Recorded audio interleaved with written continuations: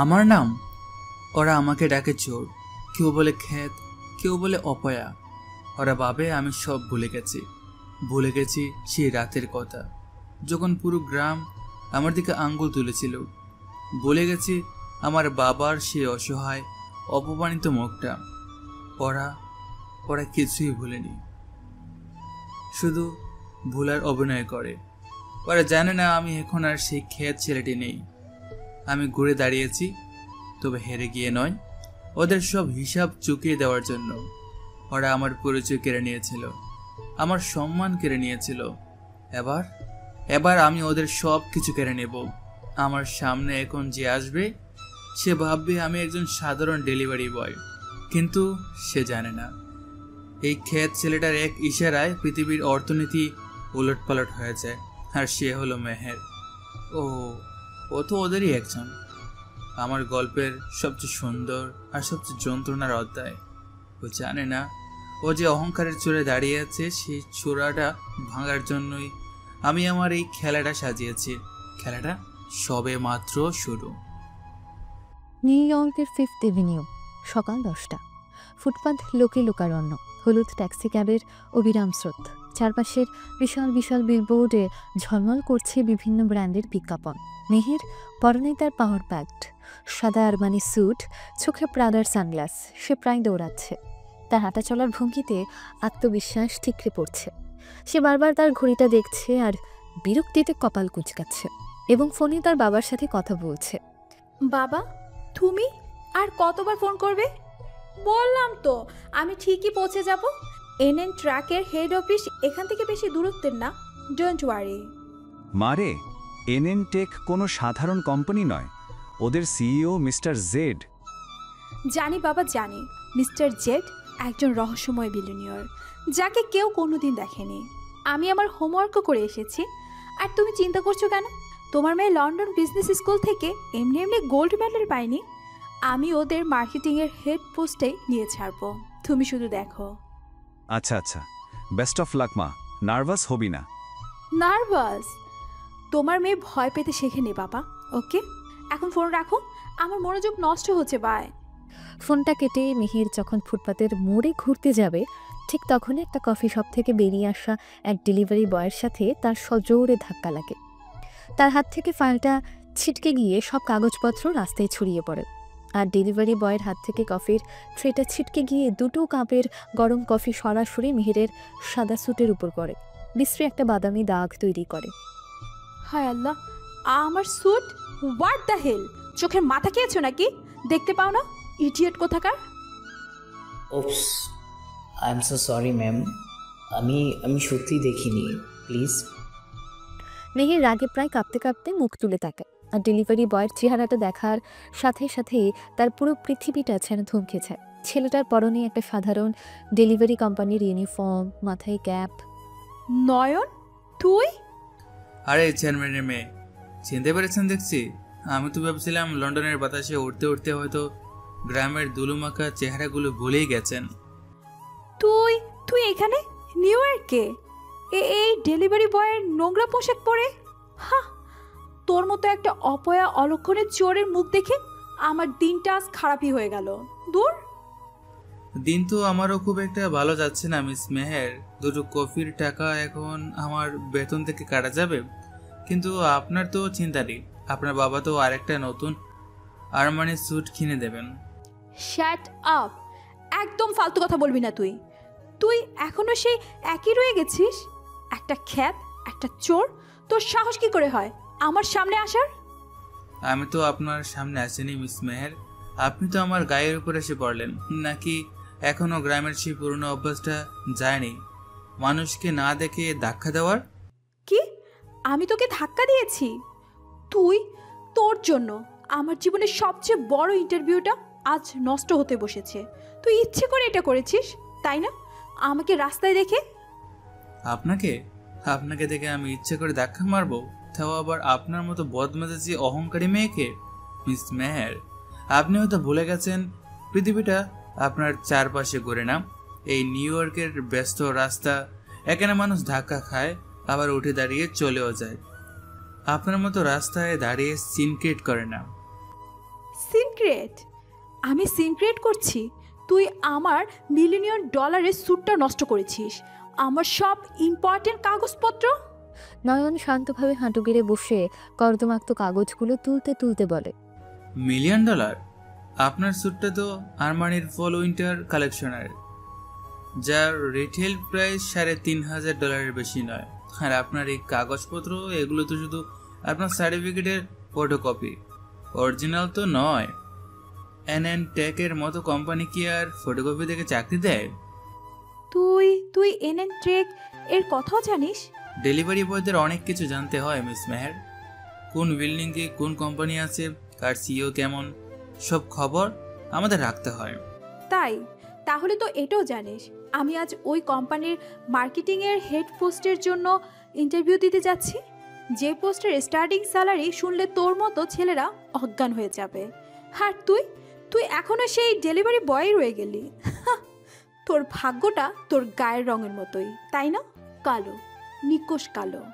নয়ন উঠে দাঁড়িয়ে ভেজা কাগজগুলো মেহেরের দিকে বাড়িয়ে দিয়ে তার চোখ দুটো মুহূর্তের জন্য শীতল হয়ে গেল।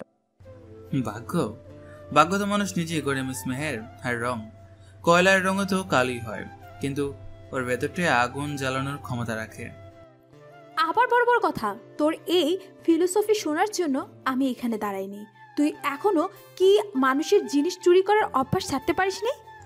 চোর শব্দটা আর ব্যবহার না করলেই খুশি হব মিস মেহের, কারণ আমি যদি একবার প্রমাণ করতে শুরু করি 5 বছর আগে আপনার মায়ের নেকলেসটা আসলে কে চুরি করেছিল আর কার জন্য আমার বাবাকে অপমান কষ্টে গ্রাম ছেড়ে মরতে হয়েছিল, তাহলে হয়তো আপনার এই সুন্দর স্যুটটা পরার মতো মুগ্ধ আর থাকবে না। কি?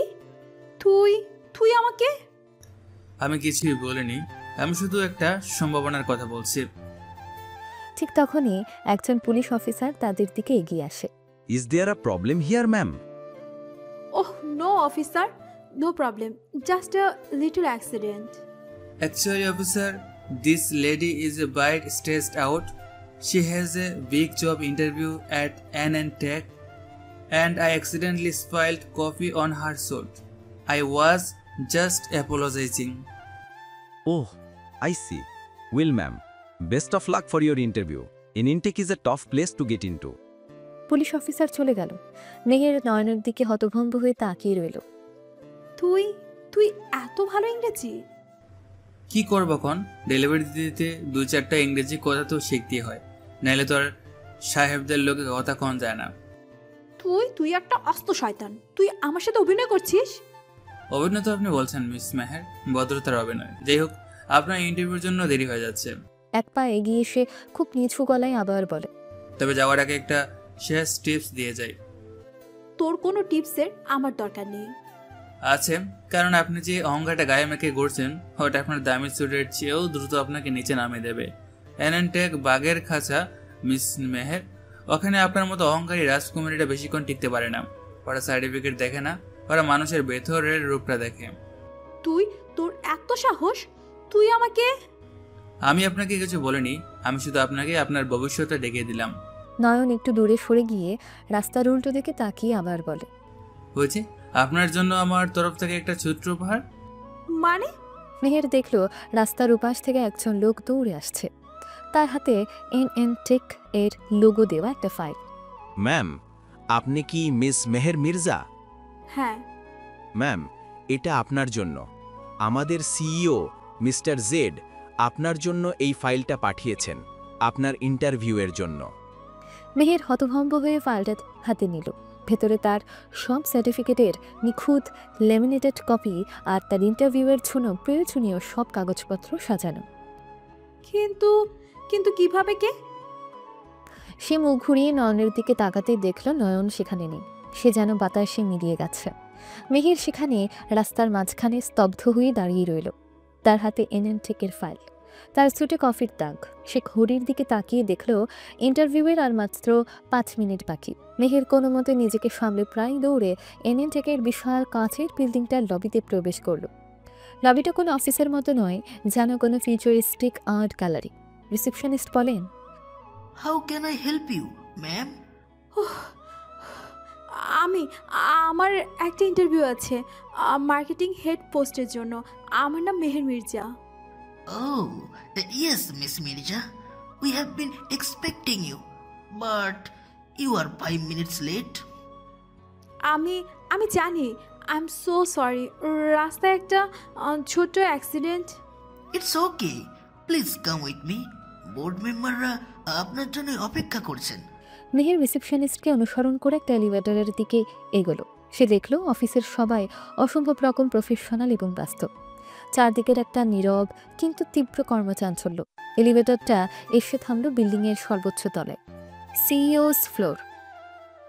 মেহেরকে একটা বিশাল বোর্ডরুমের সামনে নিয়ে আসা হলো। দরজাটা কাঁচের, কিন্তু ভেতরটা দেখা যাচ্ছে না। All the best, miss Mirza. Meher একটা গভীর শ্বাস নিয়ে কাঁচের দরজাটা ঠেলে ভেতরে প্রবেশ করলো। ভেতরের দৃশ্যটা তার কল্পনাকেও হার মানায়। বিশাল একটা ঘর, একপাশের পুরো দেয়ালটাই কাঁচের, যেখান থেকে পুরো নিউ ইয়র্ক শহরটা দেখা যাচ্ছে। ঘরের মাঝখানে একটা লম্বা টেবিল। টেবিলের এক প্রান্তে বসে আছেন 3 জন, 2 জন পুরুষ এবং 1 জন মহিলা। তাদের চোখে মুখে কোনো হাসি নেই, আছে শুধু তীক্ষ্ণ পর্যালোচনার দৃষ্টি। Miss Meher Mirza, please have a seat. Thank you ma'am. আমি হেলেনা মার্টিনেজ, এনএনটিসের গ্লোবাল হেড অফ হিউম্যান রিসোর্সের। আমার ডান পাশে যিনি আছেন তিনি মিস্টার ডেভিড চেন, আমাদের চিফ টেকনোলজি অফিসার, আর বাম পাশে mister Ahmed Khan, chief financial officer. It's a pleasure to meet you are. আমরা আপনার সিভি দেখেছি miss Mirza. It's quite impressive.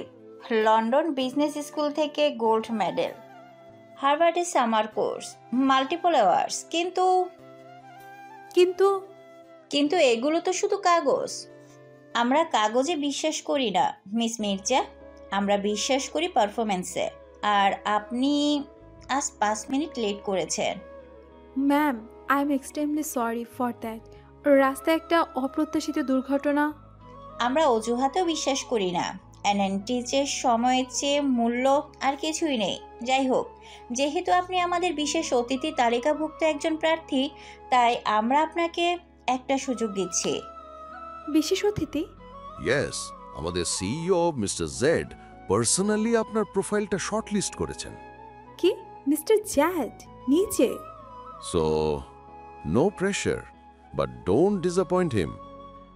মেহেরের বুকের ভেতরটা ধুকপুক করছে। স্বয়ং মিস্টার জেড, কিন্তু কেন, কিভাবে? ওকে, লেট স্টার্ট। ধরে নিন আমরা একটা নতুন প্রজেক্ট লঞ্চ করতে যাচ্ছি, একটা নিউরাল ইন্টারফেস ডিভাইস যা মানুষের চিন্তা ভাবনাকে সরাসরি ডিজিটাল ডেটাতে রূপান্তরিত করতে পারে। এই প্রোডাক্টটার টার্গেট অডিয়েন্স কারা হবে এবং এর মার্কেটিং স্ট্র্যাটেজি কী হবে এবং তার একটা সংক্ষিপ্ত রূপরেখা আপনি আমাদের 5 মিনিটের মধ্যে দিন। Your time start now. Meher এক মুহূর্তের জন্য স্তব্ধ হয়ে গেল। এত জটিল একটা বিষয়ের উপর কোনো প্রস্তুতি ছাড়া মাত্র 5 মিনিটে। কিন্তু সে হার মানার পাত্রী নয়। সে চোখ বন্ধ করে এক মুহূর্ত ভাবল, তারপর তার ভেতরের সব আত্মবিশ্বাসকে একত্রিত করে কথা বলা শুরু করলো। Thank you for the question. প্রথমত, এই প্রোডাক্টের কোনো নির্দিষ্ট টার্গেট অডিয়েন্স থাকবে না, কারণ এটা কোনো প্রোডাক্ট নয়, এটা একটা বিপ্লব। এর টার্গেট অডিয়েন্স হবে পুরো মানবজাতি। মেহের কথা বলতে শুরু করল। সে সাবলীলভাবে, নিখুঁতভাবে, আকর্ষণীয়ভাবে তার মার্কেটিং প্ল্যানটা উপস্থাপন করতে লাগলো, যে বোর্ডরুমের সে কঠোর মুখগুলোতেও ধীরে ধীরে বিস্ময়ের ছাপ ফুটে উঠতে লাগলো। 5 মিনিট পর যখন সে কথা বলা শেষ করলো, তখন বোর্ডরুমে পিন পতন নীরবতা। হেলেনা মার্টিনেজ চুপচাপ বাকি 2 জনের দিকে তাকালেন। তারা দুজনে মাথা নেড়ে সম্মতি জানালেন। Welcome miss Mirza, I must say we are impressive. More than impressed. আপনার স্ট্র্যাটেজিটা ব্রিলিয়েন্ট। আপনার রিস্ক অ্যানালিসিসটাও ছিল spot on. Thank you sir.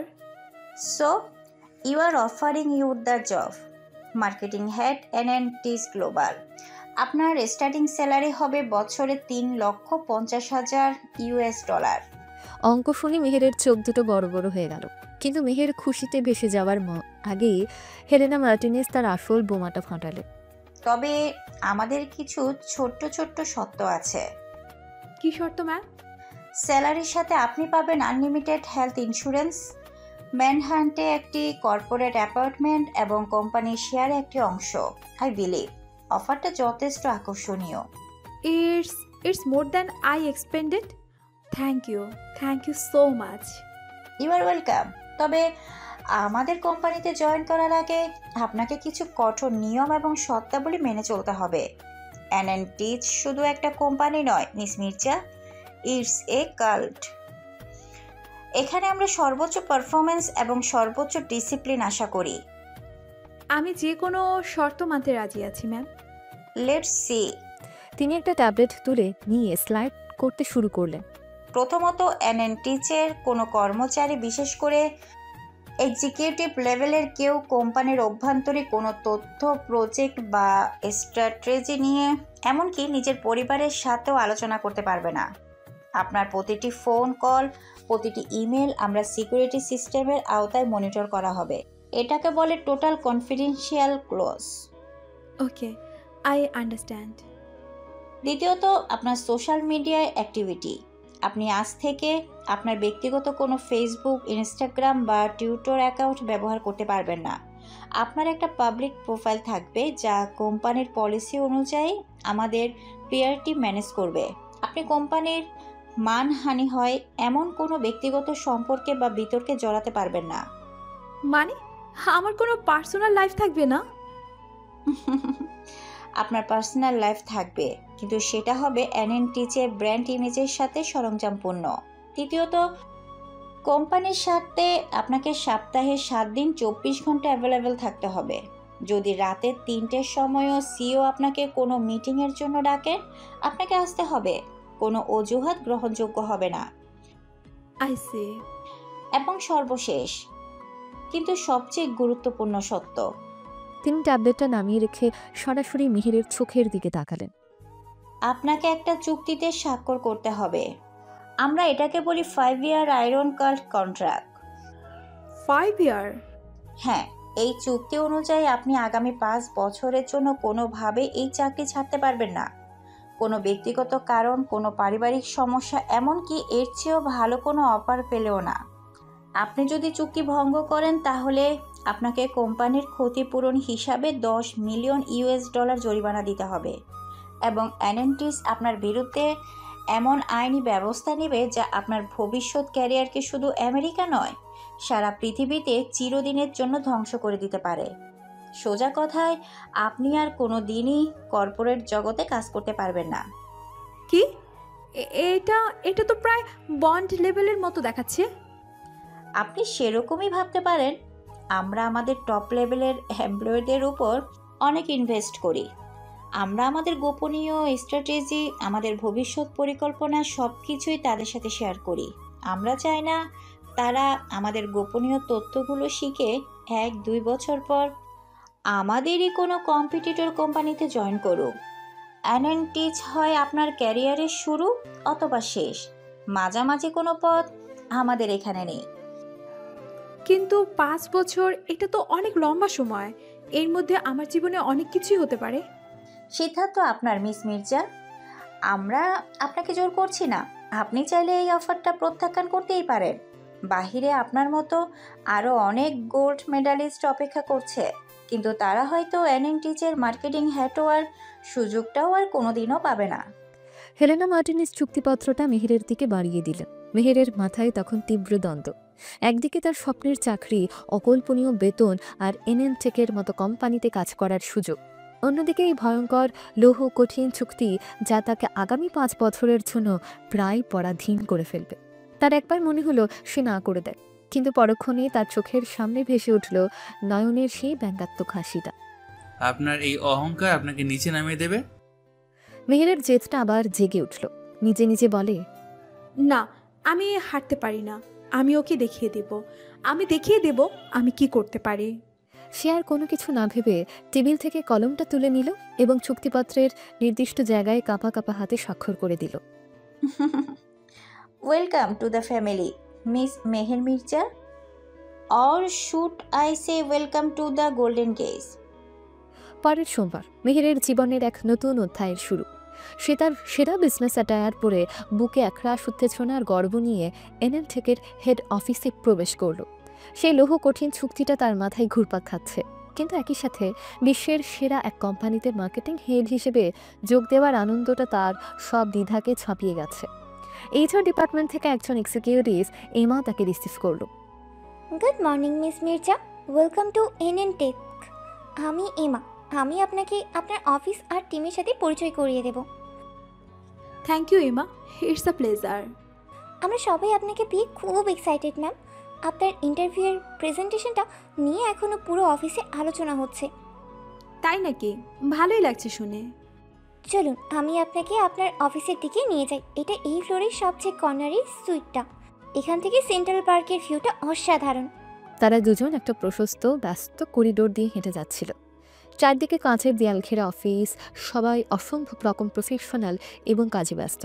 হঠাৎ করেই করিডোরের অন্য প্রান্তে একটা গুঞ্জন শুরু হলো। মেহের দেখল তার সামনে দিয়ে হেঁটে যাওয়া সব কর্মচারী, সিনিয়র জুনিয়র সবাই হঠাৎ করে থেমে যাচ্ছে, নিজেদের মধ্যে কথা বলা বন্ধ করে দিচ্ছে এবং দেয়ালের একপাশে মাথা নিচু করে প্রায় মূর্তির মতো দাঁড়িয়ে পড়ছে।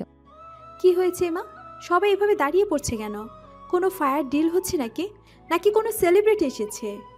চুপ, একদম চুপ। উনি আসছেন। উনি? উনি কে? Mister Z. মিস্টার জেড, এই দুটো শব্দ শোনার সাথে সাথে মেহেরের বুকের ভেতরটা ধক করে উঠল। স্বয়ং সিইও, যাকে সে কোনোদিন দেখেনি, সেও নিজেকে সামলে দেয়ালের একপাশে সরে দাঁড়ালো। তার ভেতরে তীব্র এক উত্তেজনা কাজ করছে। আজ সে প্রথমবার সেই রহস্যময় বিলিয়নিয়ারকে দেখতে পাবে। করিডোরের শেষ প্রান্ত থেকে দুজন দীর্ঘদেহী সশস্ত্র বডিগার্ডের মাঝখান দিয়ে একজন হেঁটে আসছিল।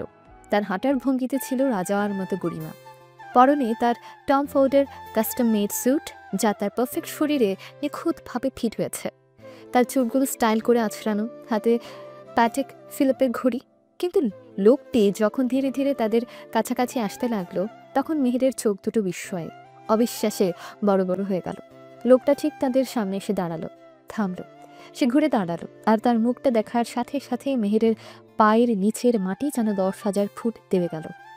তার নিঃশ্বাস প্রায় বন্ধ হয়ে এলো। সে আর কেউ নয়, নয়ন। গুড মর্নিং এমা, ইনি কি আমাদের নতুন মার্কেটিং হেড? জি স্যার, ইনি মিস মেহের মির্জা। মিস মির্জা। তো ইন্টারভিউটা কেমন হলো আপনার? আশা করি কোনো অসুবিধা হয়নি। মেহের তখন ঘোরের মধ্যে। সে ভাবছে সে হয়তো কোনো দুঃস্বপ্ন দেখছে। তুই তুই তুই এখানে কি করছিস? আর আর সবাই সবাই তোকে স্যার বলছে কেন? ম্যাম, আপনি আপনি কি বলছেন এসব? উনি কেন? আমি এখানে থাকতে পারি না নাকি? আপনার ধারণা এনএন টেকের মতো এত বড় কোম্পানিতে ডেলিভারি বয়দেরও চাকরি হয়? Delivery boy? তুই তুই তো একটা চাকর। তুই এখানে এলি কি করে? সিকিউরিটি কই? এই লোকটা এখানে কিভাবে ঢুকলো? মেহেরের এমন আচরণে করিডোরে উপস্থিত সবাই, বিশেষ করে এমা, ভয়ে জমে গেছে। কোম্পানির সিইওকে চাকর বলে ডাকা। বাহ, আপনার সাহস তো কম নয় মিস মির্জা। অফিসে জয়েন করার প্রথম দিনই একেবারে কোম্পানির মালিককে চাকর বলে ডাকছেন। আপনার আত্মবিশ্বাসটা আমার ভালো লেগেছে। মালিক? তুই তুই এই কোম্পানির মালিক? অসম্ভব। তুই তো একটা চোর, একটা খ্যাত। তুই চুপ, একদম চুপ। এই প্রথমবারের মতন নয়নের কণ্ঠস্বরটা বরফের মতন ঠান্ডা আর ধারালো শোনালো। তার সেই শান্ত ব্যঙ্গাত্মক ভাবটা উধাও। তার জায়গায় ফুটে উঠেছে এক শীতল কর্তৃত্ব। তার চোখের দৃষ্টি এতটাই তীক্ষ্ণ ছিল যে মেহেরের বুকের ভেতরটা কেঁপে উঠল। সে এক পা এগিয়ে এসে খুব নিচু কিন্তু হিংস্র গলায় বলে, মিস মেহের মির্জা, আপনি হয়তো ভুলে গেছেন, আপনি এখন আর বাংলাদেশে কোনো গ্রামের চেয়ারম্যানের মেয়ে নন। আপনি দাঁড়িয়ে আছেন নিউ ইয়র্কের এনএন টেকের হেড অফিসে, আমার অফিসে। আর এখানে আমি আইন, চোর বা ক্ষেত এই শব্দগুলো যদি আমি আরেকবার আপনার মুখে শুনি, তাহলে সেই 5 ইয়ার আয়রন ক্লেড কন্ট্রাক্টের $10 মিলিয়ন জরিমানাটা আপনাকে হয়তো 5 বছরের আগেই দিতে হবে। কিন্তু তুই? আমার নাম তুই নয়, আমার নাম নিলয় চৌধুরী, আপনার বস। আর আপনি এখন থেকে আমাকে স্যার অথবা মিস্টার চৌধুরী বলে ডাকবেন। আমি কি বুঝতে পেরেছি মিস মির্জা? মেহের কোনো উত্তর দিতে পারল না। সে শুধু ফ্যাল করে তাকিয়ে রইল। তার অহংকার, তার জেদ, তার আত্মবিশ্বাস সবকিছু যেন এক মুহূর্তে ভেঙে চুরমার হয়ে গেছে। এমা, মিস মির্জাকে ওনার অফিসটা দেখিয়ে দিন। আর হ্যাঁ, জি স্যার। ওনার ডেস্কটা যেন আমার অফিসের ঠিক বাইরে হয়। আমি চাই আমার নতুন মার্কেটিং হেড আমার সার্বক্ষণিক পর্যবেক্ষণে থাকুক। নয়ন আর কোনো কথা না বলে তার বডিগার্ডদের নিয়ে করিডোর ধরে হেঁটে চলে গেল। করিডোরের সবাই তখনও স্তব্ধ। মেহের সেখানে মূর্তির মতো দাঁড়িয়ে রইল। তার শুধু মনে হচ্ছিল সে কোনো সাধারণ ফাঁদে পা দেয়নি। সে পা দিয়েছে এক ভয়ঙ্কর, বুদ্ধিমান এবং প্রতিশোধ পরায়ণ বাঘের খাঁচায়, যে বাঘটাকে সে একদিন খ্যাত ভেবে খাঁচা থেকে বের করে দিয়েছিল। এমা প্রায় টানতে টানতে হতভম্ব মেহেরকে তার অফিসের দিকে নিয়ে গেল। মেহেরের অফিসটা ছিল আসলে নয়নের বিশাল কাঁচের অফিসের ঠিক বাইরে, একটা খোলা জায়গায়, যেখান থেকে নয়নের অফিসের ভেতরের সবকিছু স্পষ্ট দেখা যায়। আবার নয়ন চাইলেও মেহেরের প্রতিটি কার্যকলাপের উপরও নজর রাখতে পারে। মেহের তার ডেস্কে এসে ধপ করে বসে পড়ল। তার মাথা তখনও ঘুরছে। সে কিছুই বিশ্বাস করতে পারছে না। Ma'am, are you okay? আপনার জন্য কি পানি নিয়ে আসবো? না এমা, আমাকে আমাকে শুধু একটা কথা বলো। জি ম্যাম। এই লোকটা ওই কি সত্যি সত্যি মিস্টার জ্যাড? জি ম্যাম, উনি আমাদের সিইও মিস্টার নিলয় চৌধুরী। আমরা ওনাকে মিস্টার জেড বলেই ডাকি। কিন্তু কিন্তু কিভাবে? ও তো বাংলাদেশের একটা গ্রামের। সরি ম্যাম, স্যারের পার্সোনাল লাইফ নিয়ে আমরা কিছুই জানি না। উনি খুব প্রাইভেট একজন মানুষ। আমরা শুধু জানি উনি এই কোম্পানির সব কিছু। এমা চলে গেল। মেহের একা বসে রইল। তার মনে তখন তোলপাড় চলছে। নয়ন নামটাও বদলে ফেললো। নিলয় চৌধুরী, মিস্টার জ্যাড, যে ছেলেকে আমি খ্যাত চোর বলে অপমান করেছি, সে কিনা বিশ্বের অন্যতম সেরা একটা কোম্পানির মালিক। তার মানে নিউ ইয়র্কের রাস্তার ধাক্কা লাগা, কফি পড়া, ফাইল দেওয়া, সব সব সব কিছু ছিল নাটক, ও সাজানো খেলা। ঠিক তখনই তার ডেস্কের ইন্টারকমটা বেজে উঠল। উপাস থেকে ভেসে এলো নয়নের সেই শান্ত কর্তৃত্বপূর্ণ কণ্ঠস্বর। মিস মির্জা, আমার অফিসে আসুন। মেহেরের বুকের ভেতরটা ধক করে উঠল। সে কাঁপা কাঁপা পায়ে ধীর পায়ে নয়নের বিশাল অফিসের দিকে এগিয়ে গেল।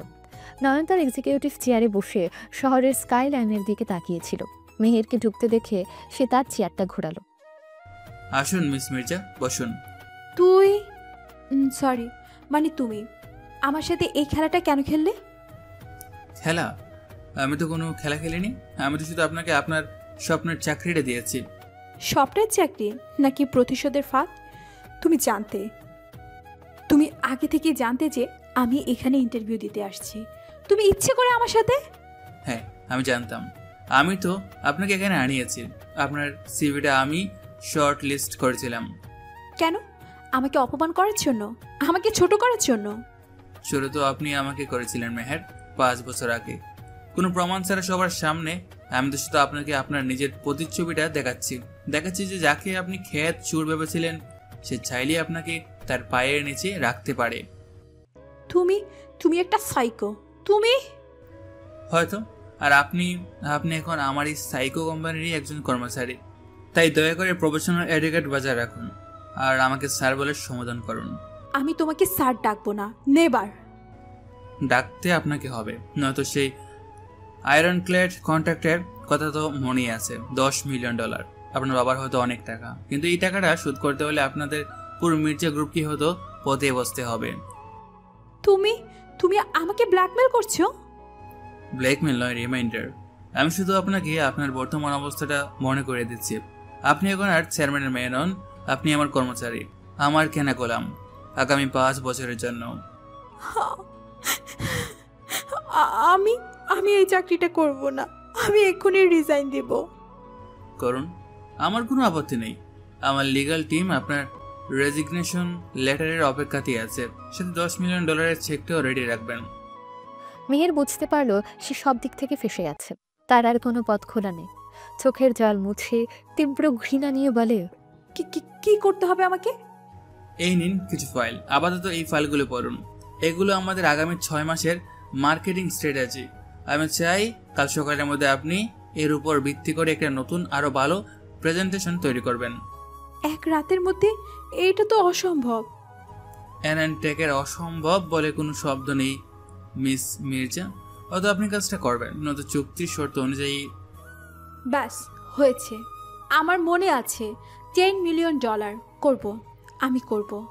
মেহের ফাইলটা নিয়ে ছুলে যেতে উদ্যত হলো। আবার কি? দাঁড়ান, আপনি হয়তো আপনার আসল কাজটাই ভুলে গেছেন। আসল কাজ? নয়ন তার ডেস্কের উপর রাখা একটা বাটনে চাপ দিল। সাথে সাথে তার অফিসের একপাশের দেয়াল সরে গিয়ে একটা ছোট অত্যাধুনিক প্যান্ট্রি বেরিয়ে এলো। ভেতরে বিশ্বের সেরা সব কফি মেশিন আর বিনস। মিস মেহের মির্জা, আপনি যেহেতু আজই আমাদের কোম্পানিতে জয়েন করেছেন এবং মার্কেটিং হেড হিসেবে আপনার কাজ শুরু করার আগে কিছুটা ট্রেনিংয়ের প্রয়োজন, তাই আমি সিদ্ধান্ত নিয়েছি প্রথম 1 মাস আপনি আমার পার্সোনাল অ্যাসিস্ট্যান্ট হিসেবে কাজ করবেন। কি? Personal assistant? আমি? কিন্তু আমি তো মার্কেটিং হেড। ছিলেন, এখন আর নেই। এখন আপনি আমার সহকারী, আর আপনার প্রথম কাজ হলো আমার জন্য 1 কাপ পারফেক্ট ব্ল্যাক কফি নিয়ে আসা, চিনি ছাড়া। আমি তোমার জন্য কফি বানাবো না?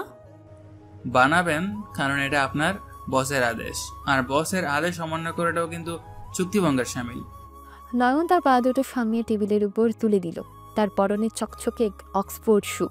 আর হ্যাঁ, কফিটা আনার পর আমার জুতোটাও একটু পলিশ করে দেবেন। রাস্তায় হেঁটে আস্তে আস্তে খুব ময়লা হয়ে গেছে, আর আপনি তো জানেনই আমি পরিষ্কার পরিচ্ছন্নতা খুব পছন্দ করি। মেহের নিশ্চুপ। আর হ্যাঁ, এই তুমি সম্বোধনটা যেন আর না শুনি। স্যার এবং আপনি করে ডাকবেন। কিভাবে ডাকবেন? স্যার বলে ডাকবো এবং আপনি করে ডাকবো। শুনেছেন আপনি স্যার? Good girl. স্যার, এবার আপনার জন্য কফি বানাতে যেতে পারি স্যার? ওকে, গো। মেহেরের চোখ দিয়ে তখন আর জল নয়, আগুন ঝরছে। তার জীবনের সবচেয়ে বড় অপমান। যে ছেলেকে সে একদিন চোর বলে ডেকেছিল, আজ সেই ছেলে তাকে দিয়ে তার জুতোর যত্ন নিতে বলছে। কি হলো, দাঁড়িয়ে আছেন কেন? আপনার সময় কিন্তু শুরু হয়ে গেছে মিস মির্জা, নাকি আমি আমার লিগ্যাল টিমকে ফোন করব? মেহের আর কোনো কথা বলতে পারল না। সে তীব্র অপমানে, ঘৃণায় আর অসহায়ত্বে কাঁপতে কাঁপতে কফি বানানোর জন্য প্যান্ট্রির দিকে এগিয়ে গেল। সে জানতো এটা শুধু গুরু, এই সাইকোর পাতা ফাঁদে তাকে আগামী 5 বছর তিলে তিলে পুড়তে হবে। সেদিনের পর থেকে এনএনটেকের সর্বোচ্চ তলাটা মেহেরের জন্য এক জীবন্ত নরকে পরিণত হলো। নয়ন ওরফে নিলয় চৌধুরী তার বস হিসেবে আবির্ভূত হবার পর মেহেরের জীবনের প্রতিটা মুহূর্তকে দুর্বিষহ করে তোলার জন্য যেন শপথ নিয়েছে। 1 সপ্তাহ পর মেহেরের ডেস্ক তখন শত শত ফাইলে ভর্তি। সে রাত থেকে নতুন প্রেজেন্টেশন তৈরি করছে, রিপোর্ট লিখছে, কিন্তু তার মূল কাজ তখনও নয়নের পার্সোনাল অ্যাসিস্ট্যান্ট হিসেবেই রয়ে গেছে। সকাল 10টা। নয়ন তার অফিস ঢোকার সময় মেহেরের ডেস্কের সামনে এসে থামল। গুড মর্নিং মিস মির্জা, আশা করি আপনার ঘুম ভালো হয়েছে। Good morning sir. আমার সকালের কফিটা এখনো আসেনি, আপনি কি বলে গেছেন? আমি অফিসে ঢোকার ঠিক 5 মিনিট আগে কফিটা আমার টেবিলে চাই। সরি স্যার, আমি এই রিপোর্টের কাজটা নিয়ে।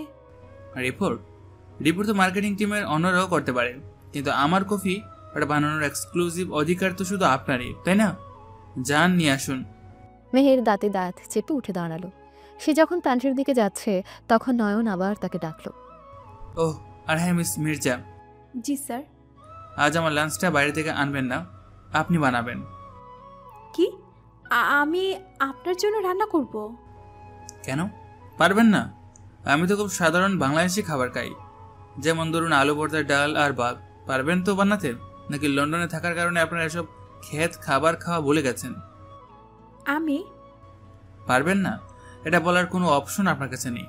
আমার লাঞ্চ ঠিক 1টা বাজে আমার টেবিলে চাই, আর যদি স্বাদ ভালো না হয় তাহলে হয়তো আপনাকে ওভার টাইম করে আমার রাতের খাবারটাও বানাতে হতে পারে। নয়ন মুচকি হেসে তার অফিসে ঢুকে গেল। মেহের রাগে অপমানে প্রায় কাঁপতে কাঁপতে প্যান্ট্রির দিকে গেল। দুপুরে মেহের ইউটিউব দেখে অনেক কষ্টে আলু ভর্তা ডাল রান্না করে নিয়ে এলো। নয়ন 1 চামচ মুখে দিয়েই বলল, লবণটা একটু বেশি হয়েছে। মেহের নিশ্চুপ। তবে আপনার কফি বানানোর হাতটা রান্নার চেয়ে অনেক ভালো। মনে হচ্ছে গ্রামের কথা, তাই না? যেখানে এক চুরির অপবাদ ডাকতে গিয়ে। স্যার প্লিজ, আপনি কি কাজ ছাড়া অন্য কোনো কথা বলতে পারেন না? পারি তো, যেমন আমি আপনাকে এখন বলতে পারি আমার অফিসের জানালার কাজগুলো খুব ময়লা হয়ে গেছে, জানেন। ক্লিনার না ডেকে আপনি নিজে গিয়ে এগুলো পরিষ্কার করে দিন। কি? আমি আপনার অফিসের কাজ মুছবো? আমি এই কোম্পানির মার্কেটিং হেড? ভুল, আপনি আমার পার্সোনাল অ্যাসিস্ট্যান্ট, আর আমার সহকারী আমার ব্যক্তিগত সবকিছুই খেয়াল রাখে, যান। চুক্তির কারণে মেহের বাধ্য হয়ে ক্লিনিং ইকুইপমেন্ট নিয়ে নয়নের বিশাল কাঁচের জানলা মুছতে শুরু করলো। বাইরে নিউ ইয়র্কের স্কাইলাইন, আর ভেতরে কাঁচের ওপাশে বসে নয়ন খুব আয়েশ করে তার দিকে তাকিয়ে কফি খাচ্ছে আর হাসছে। কিছুক্ষণ পর কাজ পরিষ্কার করার পর, মিস মির্জা, আমার খুব মাথা ধরছে। আমি কি আপনার জন্য কফি নিয়ে আসবো স্যার? না, কফি হলে হবে না, আমার মাথায় একটু মেসেজ করে দিন। হোয়াট? আমি আমি আপনার মাথায় ম্যাসাজ? কেন পারবেন না? গ্রামে দেখতে দেখতাম মেয়েরা তাদের স্বামীদের খুব সেবা যত্ন করে। আপনি তো সরি, আমি তো ভুলে গেছিলাম, আমি তো আপনার স্বামী নই, বস। কিন্তু বসের সেবা করাটাও তো একজন ভালো সহকারীর দায়িত্বের মধ্যেই পড়ে, তাই না? দেখুন স্যার, আপনি কিন্তু সীমা ছাড়িয়ে যাচ্ছেন। আমি আপনার সব অপমান সহ্য করছি, কিন্তু কিন্তু কি, আপনি চুক্তি ভাঙবেন? $10 মিলিয়ন রেডি আছে তো? মেহের আর কোনো কথা বলতে পারল না। সে অনিচ্ছা সত্ত্বেও কাঁপা কাঁপা হাতে নয়নের মাথায় ম্যাসেজ করতে শুরু করলো। নয়নের চুলের মধ্যে আঙুল চালাতেই মেহেরের পুরো শরীরে যেন এক অদ্ভুত শিহরণ বয়ে গেল। নয়নের চুলের সেই চেনা গন্ধটা, সে চোখ বন্ধ করে ফেলল। আপনার হাতের স্পর্শটা কিন্তু বেশ ভালো মিস মির্জা, অনেকটা অনেকটা চেনা চেনা মনে হচ্ছে। আমার কাজ শেষ। মেহের দ্রুত ঘর থেকে বেরিয়ে গেল। তার হৃৎপিণ্ডটা জোরে জোরে ধুকপুক করছে। নয়নের এই মানসিক অত্যাচার দিন দিন বেড়েই চলেছিল। সে মেহেরকে দিয়ে তার শার্ট ইস্ত্রি করাতো, তার ফাইলপত্র গোছাতে বলতো, এমনকি মাঝে মাঝে তাকে দিয়ে গানও শুনতে চাইতো। মিস মির্জা, এই ফাইলগুলো ঠিকমতো রাখবেন, আলমারিতে লক করে চাবিটা আমাকে দেবেন। হারিয়ে গেলে আবার আমার উপর চুরির দায় চাপাবেন না তো? মেহের নিশ্চুপ। কি হলো, চুপ করে আছেন কেন? রাগ হচ্ছে? একটা বসে রাখুন, প্রতিশোধ নেওয়ার জন্য শক্তি লাগবে তো।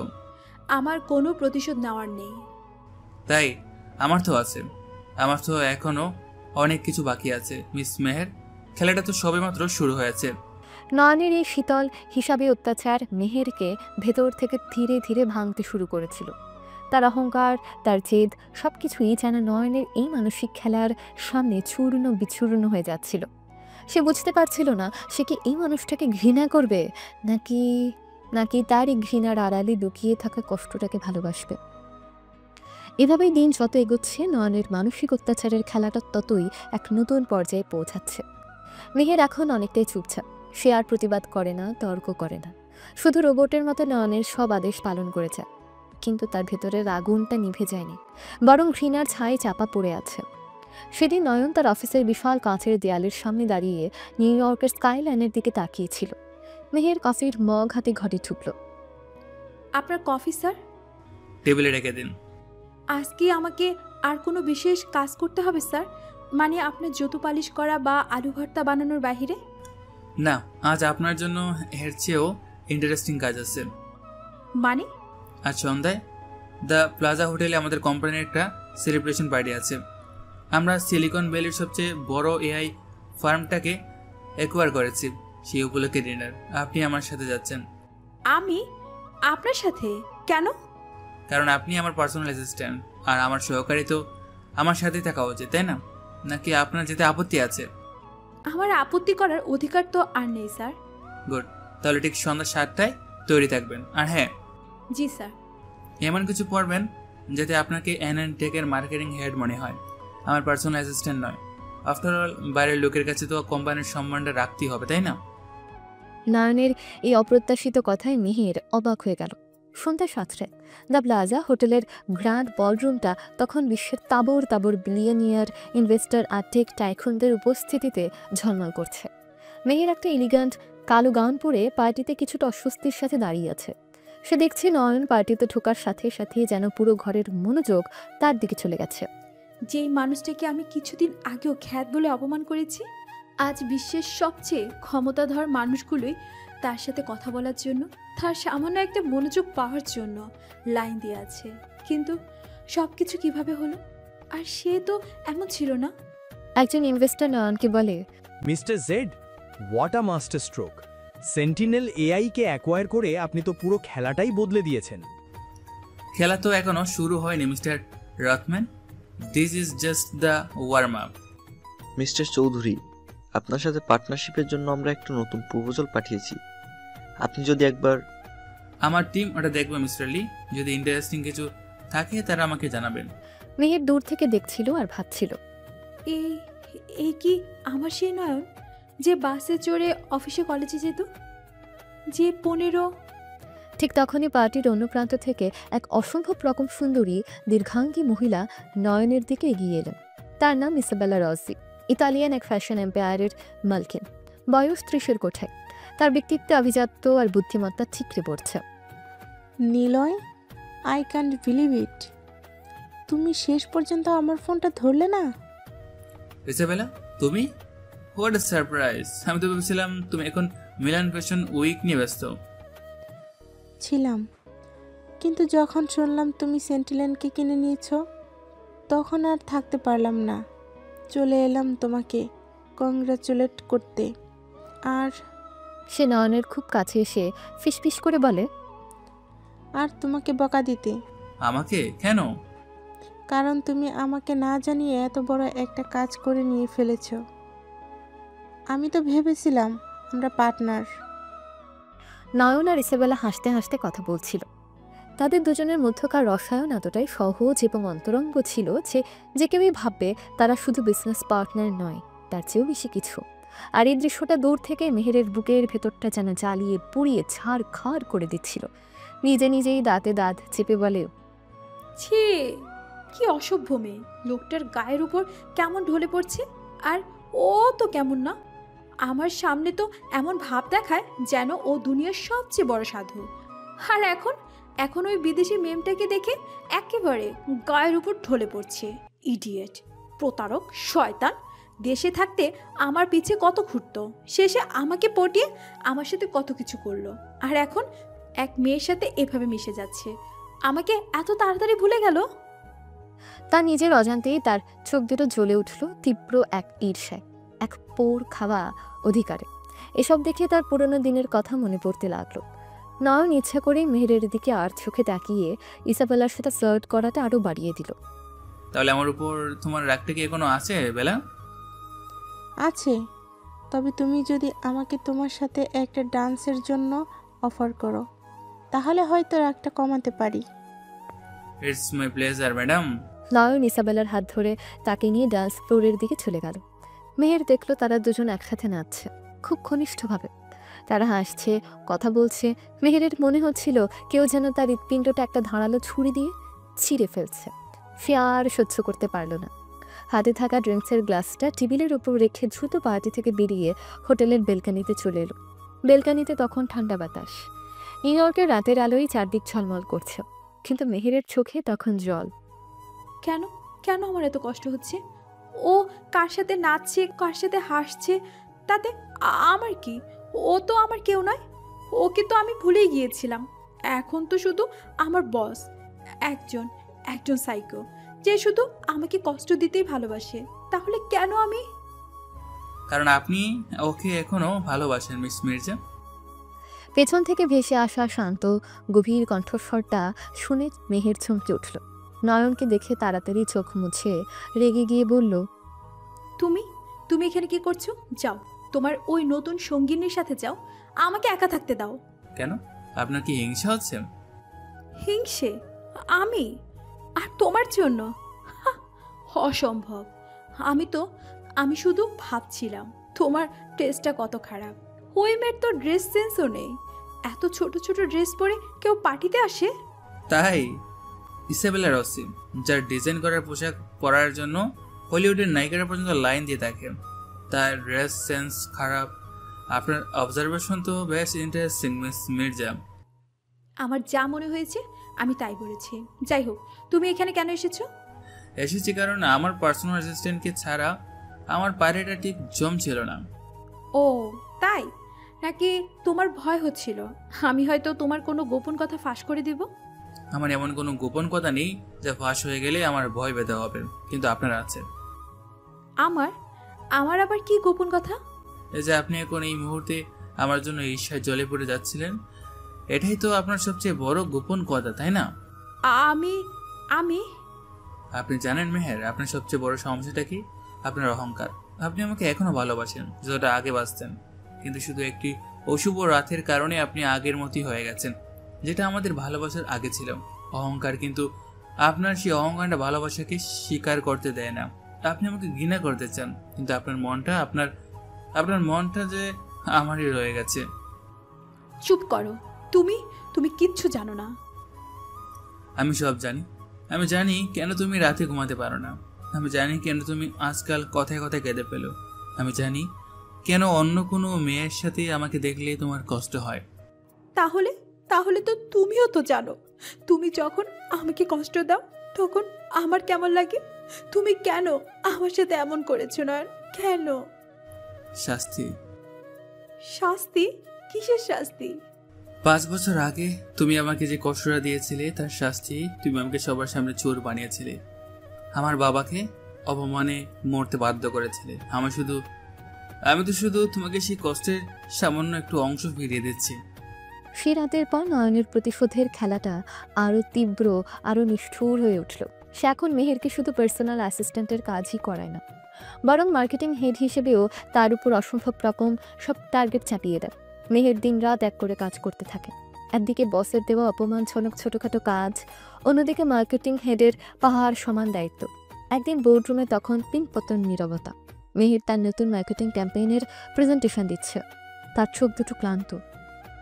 এবং আমাদের ওই ভার্চুয়াল রিয়েলিটি শপিং কমপ্লেক্সটা যদি আমরা আগামী কোয়ার্টারের মধ্যে লঞ্চ করতে পারি, আমি নিশ্চিত আমাদের সেলস গ্রোথ অন্তত পক্ষে 40% বাড়বে।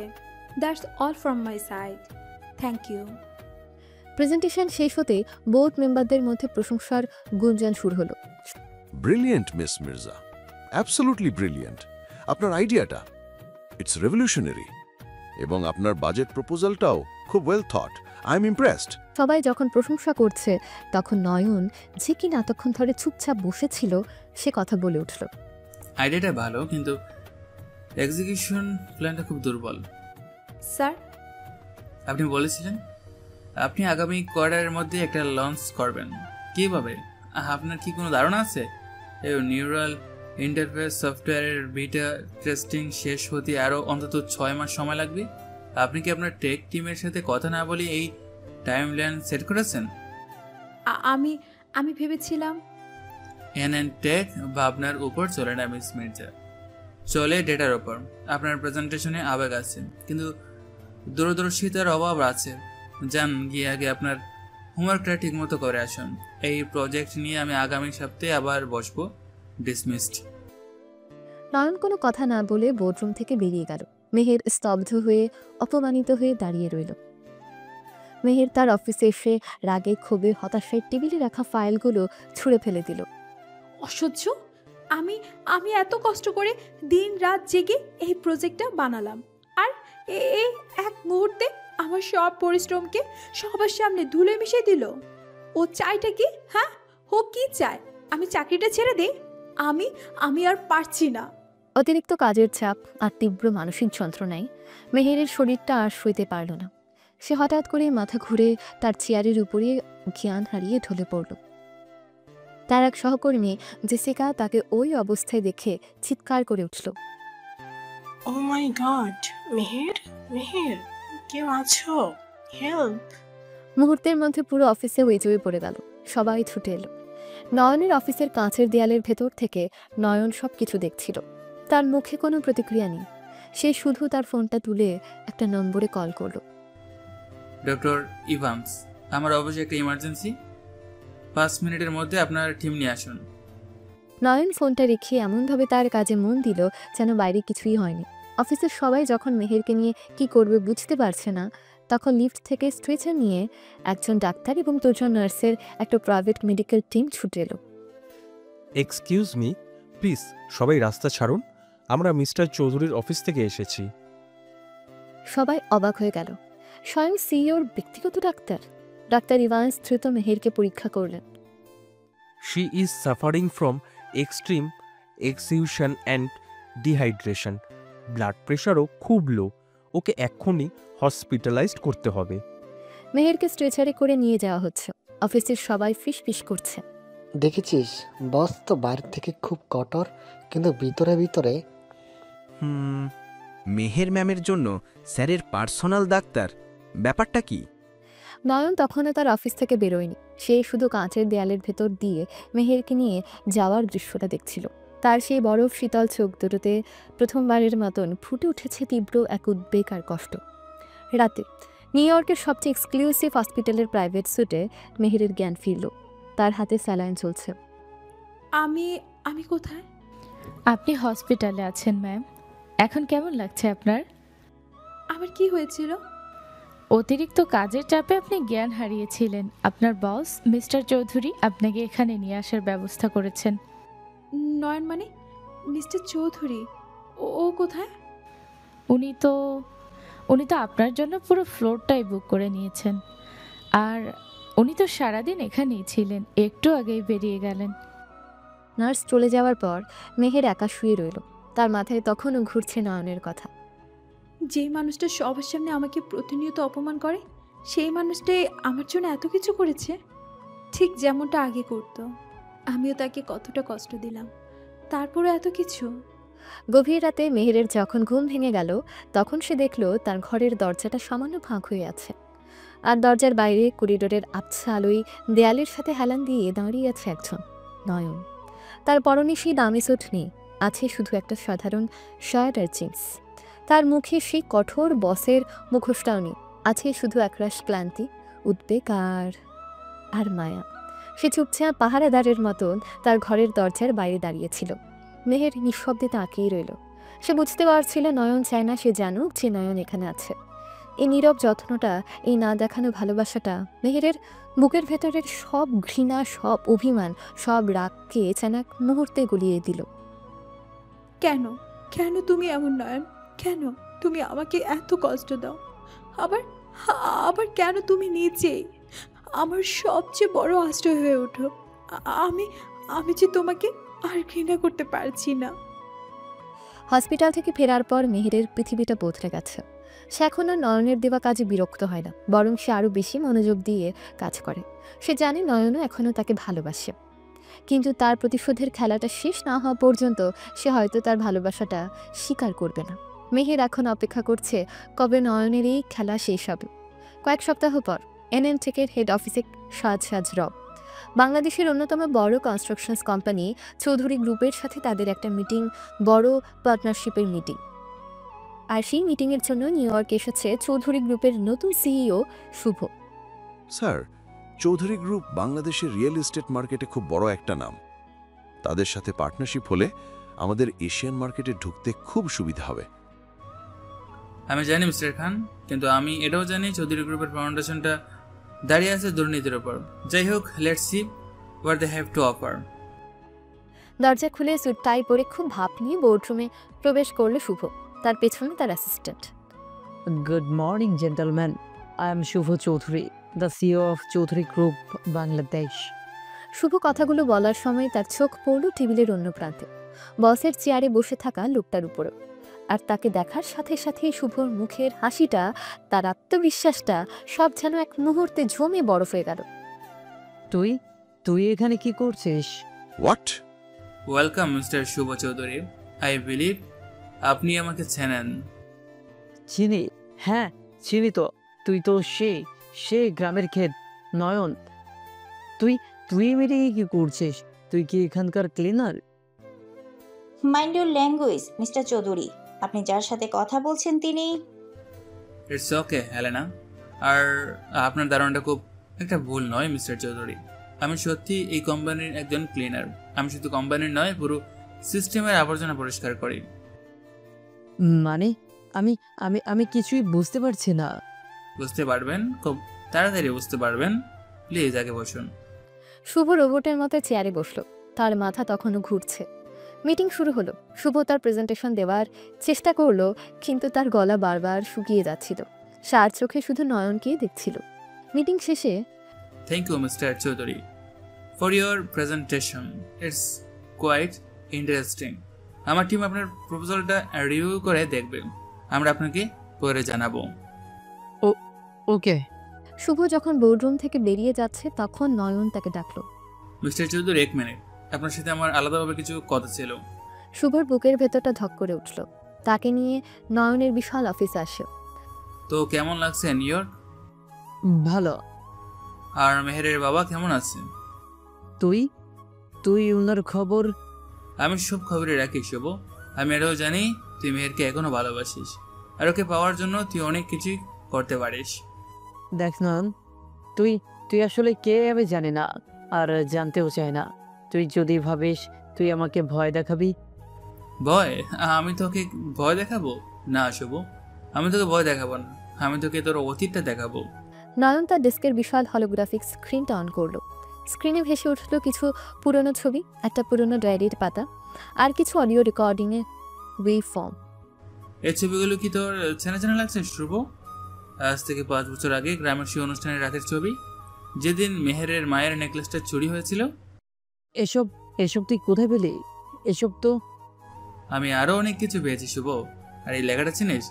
এটা তোর পুরনো ডায়েরি, যেখানে তুই লিখেছিলি তুই মেহেরকে কতটা ভালোবাসিস। আর এটাও লিখেছিলি মেহেরের সাথে আমার মেলামেশাটা তুই একটুও সহ্য করতে পারছিস না।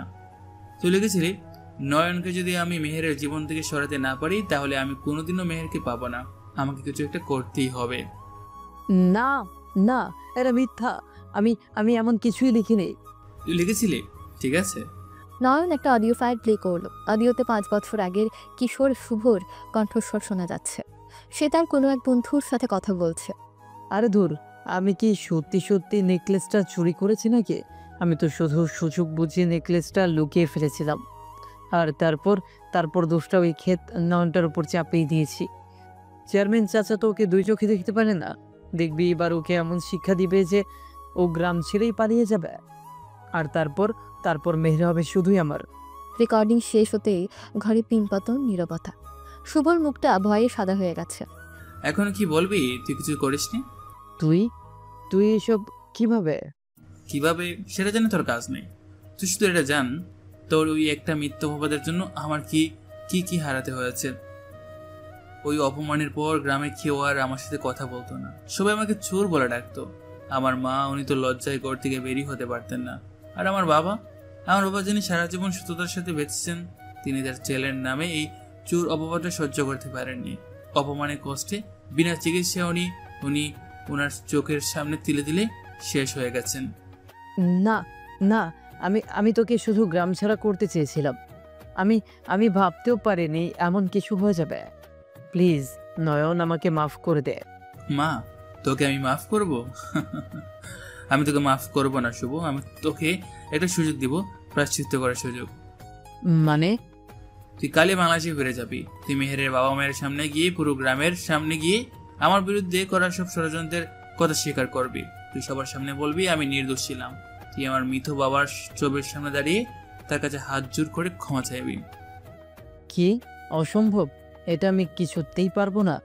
এতে তো আমার সম্মান, আমার বাবার কোম্পানির সম্মান, যে সম্মানটা একটা মিথ্যার উপর দাঁড়িয়ে আছে, সেটাকে তুই সম্মান বলিস? ঠিক আছে, যদি এটা না করিস তাহলে আমার কাছে দ্বিতীয় অপশন আছে। কি? তাহলে আগামী 24 ঘন্টার মধ্যে এই অডিও রেকর্ডটা, তোর ডায়েরির পাতা আর তোর বাবার কোম্পানির সমস্ত ট্যাক্স ফাঁকের প্রমাণ চলে যাবে ইন্টারপোলের কাছে। তোকে আর তোর বাবাকে আমি আন্তর্জাতিক ক্রিমিনাল হিসেবে ঘোষণা করব। তোরা কোনোদিনও আর দিনের আলো দেখতে পারবি না। না না, প্লিজ এমনটা করিস না। তাহলে আমি যা বলছি তাই কর। তোর হাতে 24 ঘন্টা সময়। হয় তুই নিজে গিয়ে আমার সম্মান ফিরিয়ে দিবি, নয়তো আমি তোকে আর তোর পুরো বংশকে এমনভাবে বরবাদ করে দেব যা তুই কোনোদিনও কল্পনা করতে পারবিস না। সিদ্ধান্ত তোর। নয়ন তার চেয়ারে গিয়ে বসল। তার মুখে কোনো রাগ নেই, কোনো ঘৃণা নেই, আছে শুধু 5 বছরের জমানো কষ্টের এক শীতল প্রতিশোধের তৃপ্তি। শুভ বুঝতে পারল সে কোনো সাধারণ মানুষের সাথে লাগতে আসেনি। সে লাগতে এসেছে এমন এক শক্তির সাথে যার কাছে সে একটা পুতির সমানও নয়। এরপর আরও কিছুদিন কেটে গেল। নয়ন যেন আরও বেশি নীরব, আরও বেশি দুর্ভেদ্য হয়ে উঠেছে। সে মেহেরকে আগের মতোই ছোটোখাটো কাজে ব্যস্ত রাখেও, কিন্তু তার চোখে এখন আর সে ব্যঙ্গের হাসিটা নেই। আছে শুধু এক গভীর শীতল দূরত্ব। আর মেহের, সে প্রতিদিন এই দূরত্বের দেয়ালে মাথা খুঁটিয়ে মরে। এক সন্ধ্যায় নিউ ইয়র্কের আকাশে হঠাৎ করেই মেঘ জমে আসে। শুরু হয় মুষলধারে বৃষ্টি। মেহেরের অফিসের বিশাল কাঁচের জানলার সামনে দাঁড়িয়ে শহরের ভেজা রাস্তার দিকে তাকিয়েছিল। তার চোখ দুটো ছলছল করছে। নয়ন তার অফিস থেকে বেরিয়ে আসে। সে দেখে অফিসের প্রায় সবাই চলে গেছে, শুধু মেহের একা দাঁড়িয়ে আছে। আপনি এখনো জাননি মিস মির্জা, বাইরে কিন্তু ঝড় উঠেছে।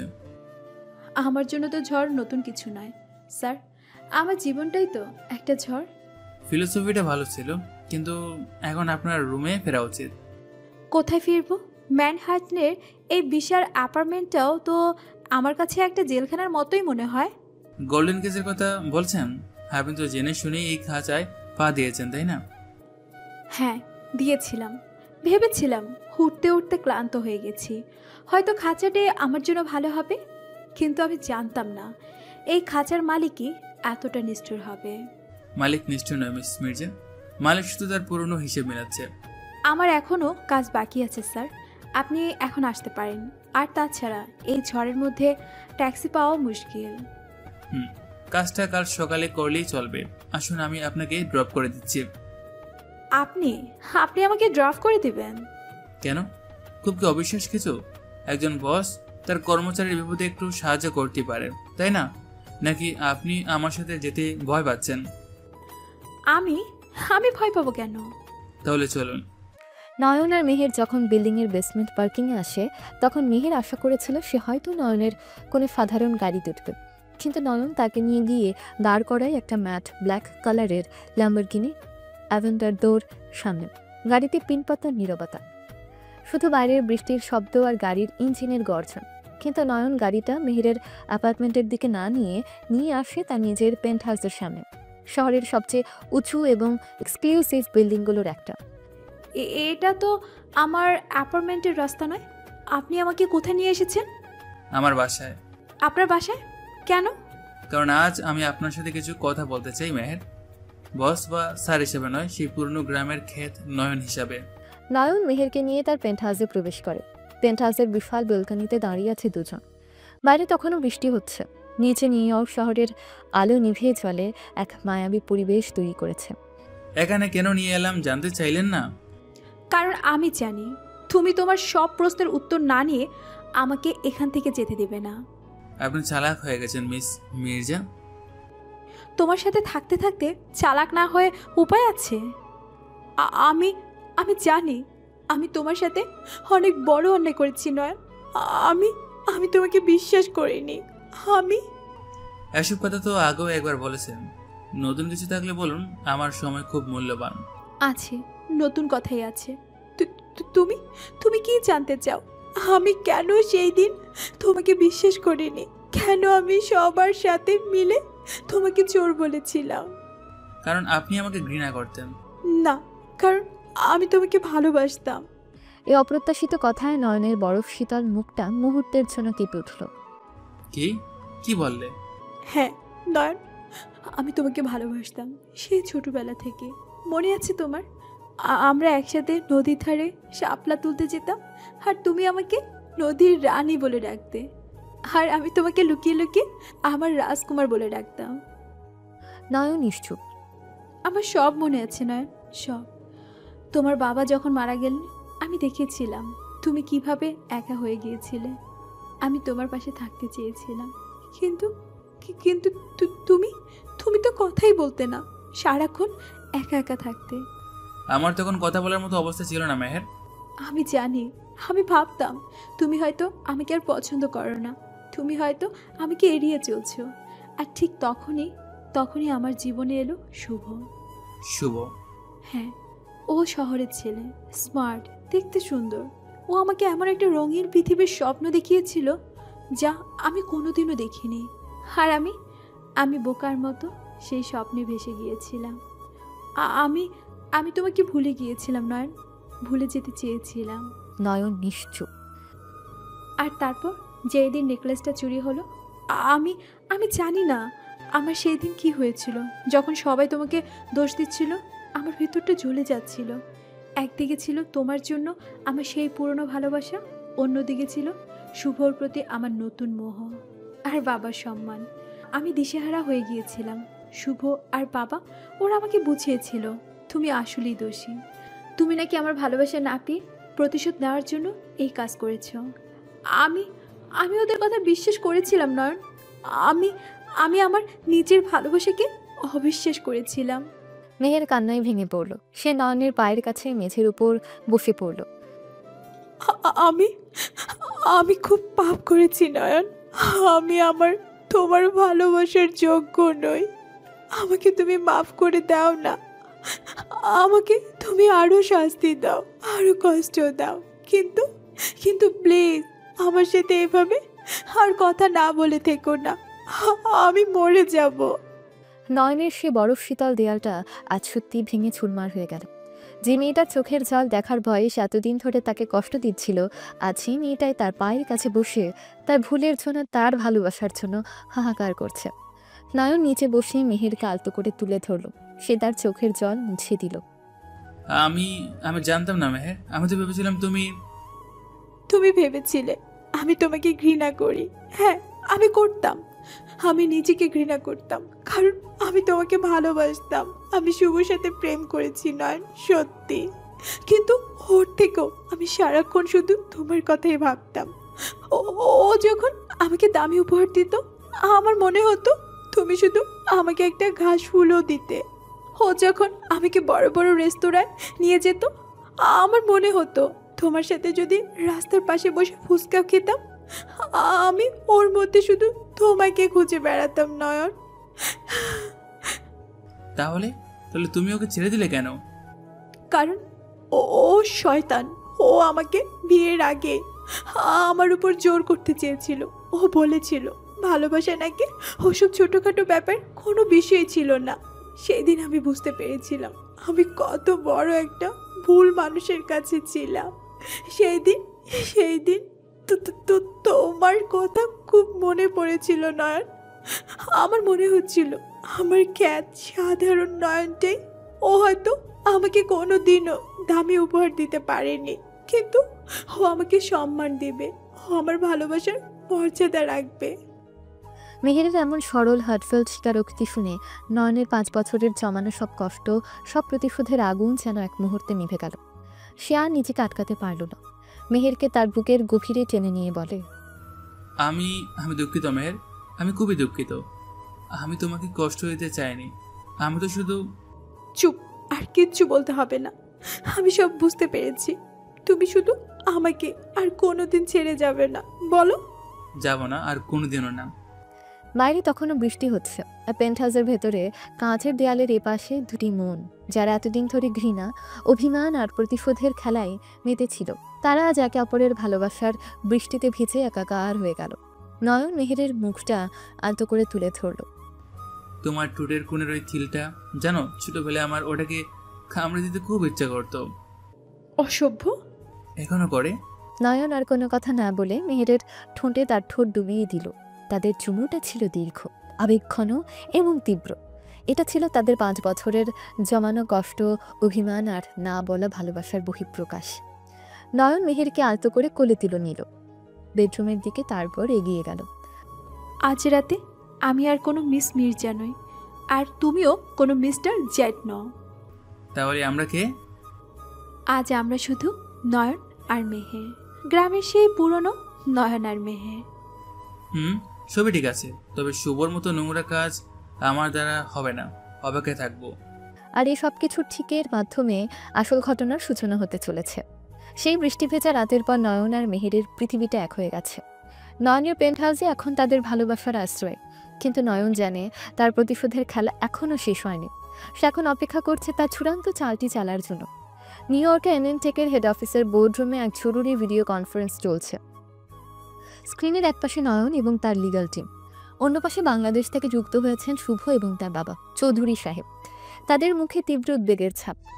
জেন্টলম্যান, আশা করি আপনারা সবাই মিটিংয়ের এজেন্ডাটা পেয়েছেন।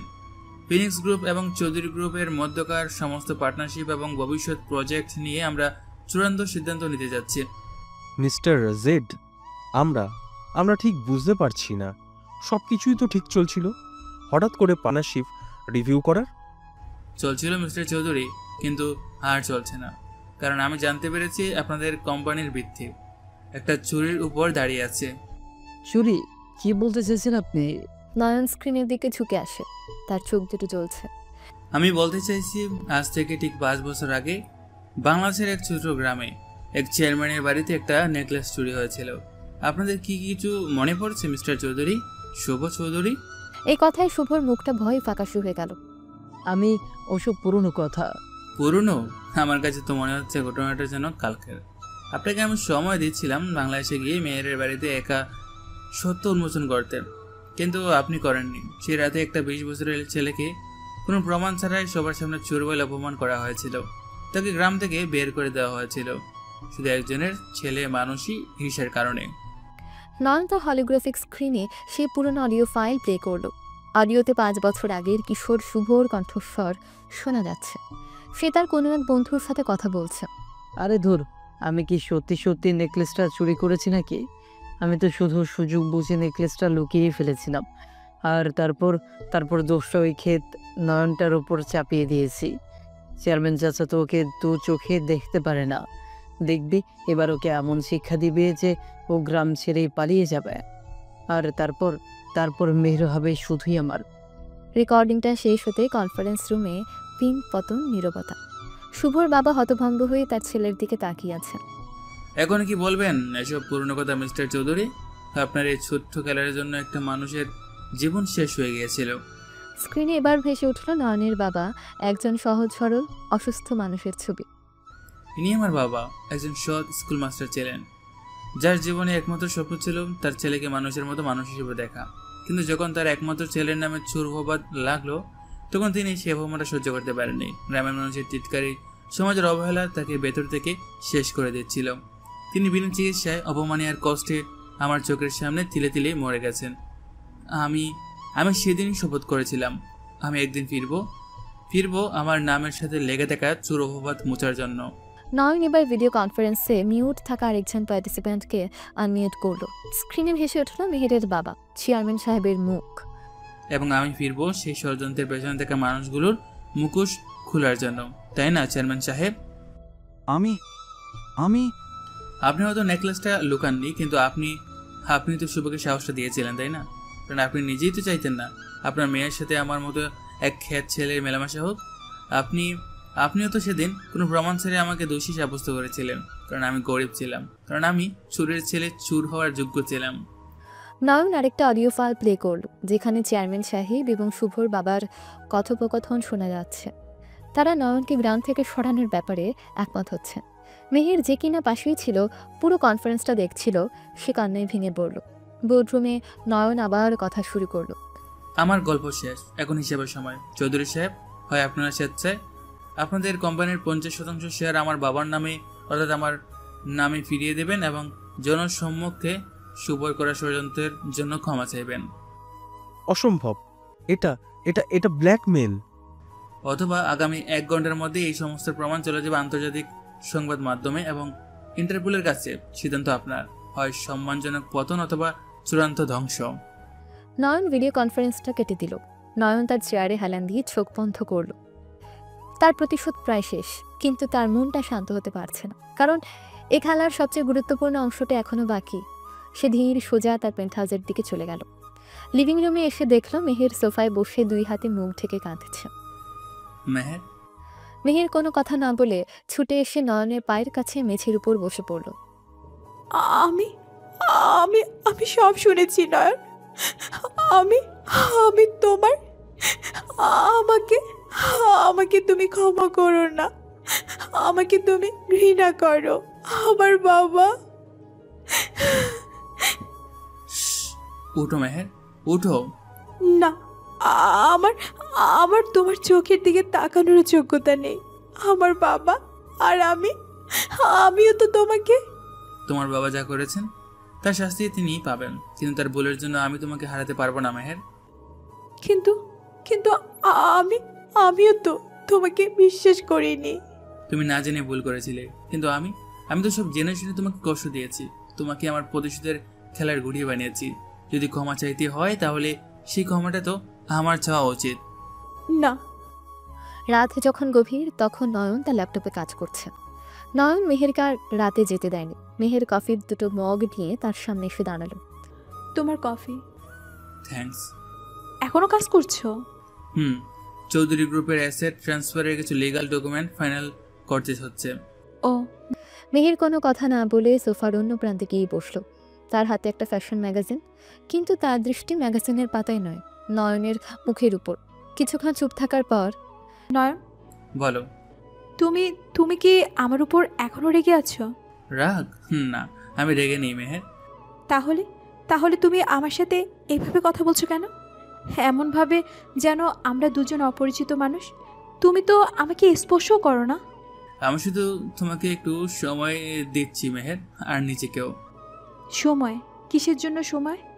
সব কিছু হজম করার জন্য যা যা হয়েছে, তোমার বাবার, শুভর আর আমার বাবার। আমি আমি খুব লজ্জিত নয়ন। আমি প্লিজ প্লিজ মেহের, আর লজ্জিত হয় না। তুমি তো কিছুই জানতে না, তুমি কেন শুধু শুধু নিজেকে দোষ দিচ্ছ? কারণ আমি তো পারতাম তোমাকে বিশ্বাস করতে। আমি তো পারতাম সব বিরুদ্ধে গিয়ে তোমার পাশে দাঁড়াতে, কিন্তু আমি পারিনি। আমি আমার অহংকার, আমার জেদের কাছে হেরে গিয়েছিলাম। আমি তোমার ভালোবাসার যোগ্য নই নয়ন। চুপ, একদম চুপ। এই কথাটা আর কোনোদিনও বলবে না। নয়ন উঠে এসে মেহেরের পাশে বসলো, শান্ত করে মেহেরের হাতটা ধরলো। তুমি আমার যোগ্য কিনা সেই সিদ্ধান্ত নেওয়ার অধিকার শুধু আমার, আর কারো নয়। আর আমি আমার সিদ্ধান্ত অনেক আগেই নিয়ে ফেলেছি। তাহলে তাহলে কেন এই দূরত্ব নয়ন? কেন এই যন্ত্রণা? কারণ আমি ভয় পাই মেহের। ভয়? তুমি তো কোনো কিছুকে ভয় পাও না। পাই, আমি তোমাকে হারানোর ভয় পাই। আমি ভয় পাই একদিন হয়তো তোমার মনে হবে তুমি এমন একজনকে ভালোবেসেছো যার জীবনে শুরুটাই হয়েছে একটা মিথ্যা অপবাদ দিয়ে, যার বাবার মৃত্যুর জন্য তোমার নিজের বাবা দায়ী। আমি ভয় পাই এই সত্যিটা হয়তো কোনো একদিন আমাদের ভালোবাসার মাঝে দেওয়াল হয়ে দাঁড়াবে। না, কোনোদিনও না। আমি তোমাকে ভালোবাসি নয়ন। তোমার অতীত, তোমার কষ্ট, তোমার প্রতিশোধ, সব কিছু নিয়ে আমি তোমাকে ভালোবাসি। মেহের কাঁদতে কাঁদতে নয়নের বুকে মাথা রাখল।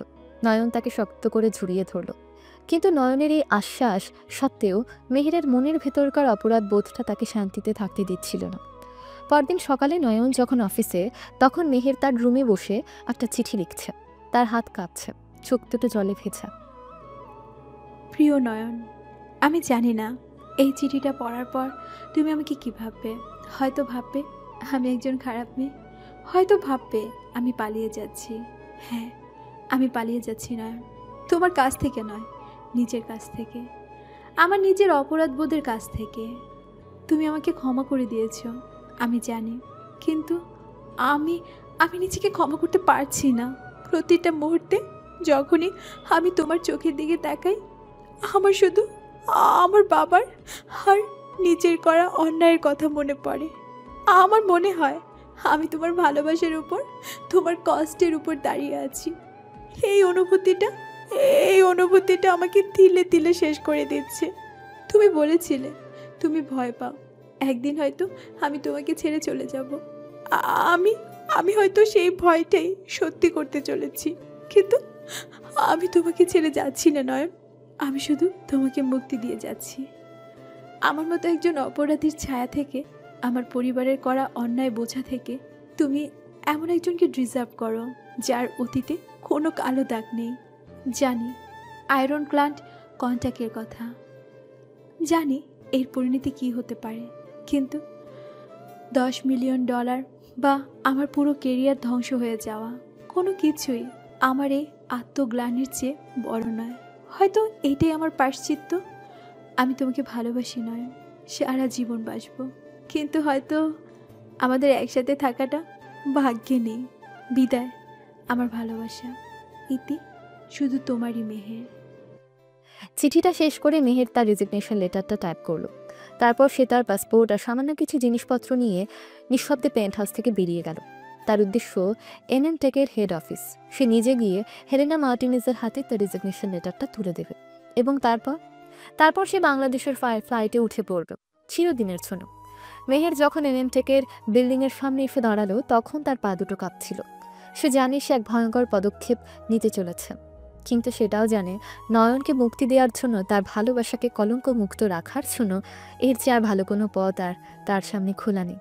মেহের যখন এনএনটেকের হেড অফিসে হেলেনা মার্টিনেজের টেবিলের উপরে তার রেজিগনেশন লেটারটা রাখলো, তখন হেলেনার মুখে কোনো বিষয় ছিল না। আমি জানতাম আপনি আসবেন মিস মির্জা। আপনি জানতেন? মিস্টার চৌধুরী মানে মিস্টার জেড, উনি সব জানেন। ও কোথায়? কিছুক্ষণ পরে জেএফকে আন্তর্জাতিক বিমানবন্দর। বাংলাদেশগামী ফ্লাইটের বোর্ডিং গেটের সামনে কাঁচের দেয়ালের পাশে বাইরে রানওয়ের দিকে তাকিয়ে দাঁড়িয়ে আছে মেহের। তার ফ্লাইট ছাড়তে আর মাত্র 1 ঘন্টা বাকি। তার চোখ দুটো লাল, মুখটা বিষণ্ণ। সে তার ফোনটা বন্ধ করে দিয়েছে। সে চায় না কেউ তার সাথে যোগাযোগ করুক। হঠাৎ করেই পুরো ফ্লাইটের এয়ারপোর্টের বিশাল বিশাল ফ্লাইট ইনফরমেশন স্ক্রিনগুলো একসাথে বদলে গেল। বিভিন্ন ফ্লাইটের তথ্যের বদলে প্রতিটা স্ক্রিনে ভেসে উঠল একটাই মুখ, নয়নের। এয়ারপোর্টের হাজার হাজার যাত্রী অবাক হয়ে স্ক্রিনের দিকে তাকালো।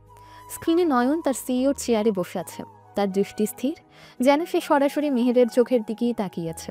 Good evening ladies and gentleman, আপনাদের সাময়িক অসুবিধার জন্য আমি দুঃখিত। আমার নাম নিলয় চৌধুরী, আর আমি একজন পলাতক আসামি করছি। এই ঘোষণায় এয়ারপোর্টের সিকিউরিটি অ্যালার্ট হয়ে গেল। না না, আপনাদের ভয় পাওয়ার কিছু নেই। এই আসামি কোনো সন্ত্রাসী নয়, সে একজন হৃদয় চোর। সে আমার হৃদয় চুরি করেছে, কোনো কারণ না দেখিয়ে দেশ ছেড়ে পালিয়ে যাওয়ার চেষ্টা করছে। তার নাম মেহের মির্জা। হ্যাঁ, আমি জানি সে এখন আপনাদের মধ্যেই কোথাও আছে। হয়তো ভাবছে সে পালিয়ে যেতে পারবে, কিন্তু সে জানে না।